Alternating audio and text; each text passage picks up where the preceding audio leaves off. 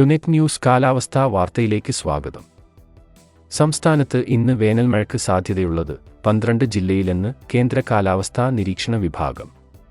തിരുവനന്തപുരം മുതൽ വയനാട് വരെയുള്ള ജില്ലകളിലാണ് ഇന്ന് മഴസാധ്യതയുള്ളത്. എല്ലാ ജില്ലയിലും നേരിയ മഴയ്ക്കാണ് സാധ്യത. മഴയ്ക്കൊപ്പം ഇടിമിന്നലിനും സാധ്യതയുണ്ട്. ഇന്നും നാളെയും സംസ്ഥാനത്ത് ഒറ്റപ്പെട്ട സ്ഥലങ്ങളിൽ ഇടിമിന്നലോടുകൂടിയ മഴയ്ക്ക് സാധ്യതയുണ്ടെന്ന് കാലാവസ്ഥാ നിരീക്ഷണ വിഭാഗം മുന്നറിയിപ്പ് നൽകിയിട്ടുണ്ട്.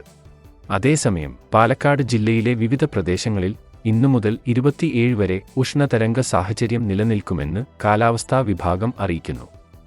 ഉയർന്ന താപനിലയ്ക്ക് സാധ്യതയുള്ളതിനാൽ ഇന്നു മുതൽ 29 വരെ ഇടുക്കി, വയനാട് ഒഴികെയുള്ള എല്ലാ ജില്ലയിലും യെല്ലോ അലർട്ട് നൽകിയിട്ടുണ്ട്.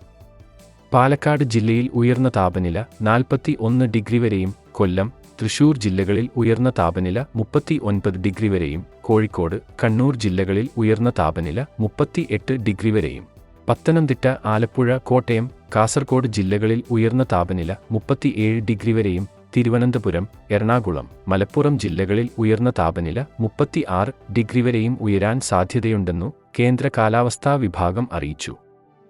കാലാവസ്ഥാ വാർത്തകൾ കൃത്യമായി ലഭിക്കാൻ ചാനൽ സബ്സ്ക്രൈബ് ചെയ്യുക. നന്ദി.